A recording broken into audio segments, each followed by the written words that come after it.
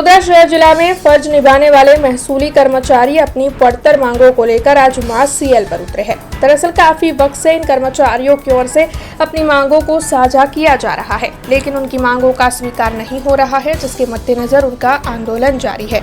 सबसे पहले तो इन सभी कर्मचारियों की ओर से काली पट्टी धारण कर फर्ज निभाते हुए अपना विरोध जताया गया था, लेकिन जब उनकी मांगों का स्वीकार नहीं हुआ तब आज ये सभी महसूली कर्मचारी मास सीएल पर उतरे हैं। आपको बता दें कि तबादले, प्रमोशन समेत की कई पड़तर मांगों को ये सभी कर्मचारी साझा कर रहे हैं।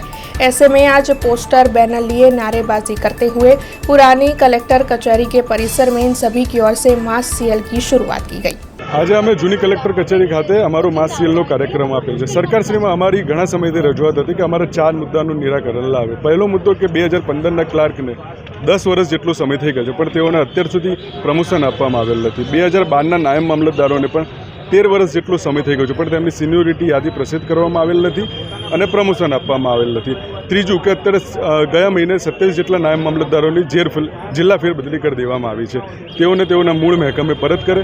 અને ચોથું કે જે અમારી જિલ્લા ફેરબદલી થાય છે તે અમને ઓનલાઈન પોર્ટલ મારફતે કરે, જેથી બધું કર્મચારીઓને યોગ્ય રીતે તેનો નિકાલ થાય। અમોની સદર 4 માંગણી છે, જે સરકાર तरफ संतोष हसे नहीं तो हमें आगामी समय में हड़ताल ऊपर जवाना है। हमसे जुड़े रहने के लिए हमारे YouTube चैनल को सब्सक्राइब करें और नई वीडियो की नोटिफिकेशन के लिए बेल आइकॉन को दबाएं।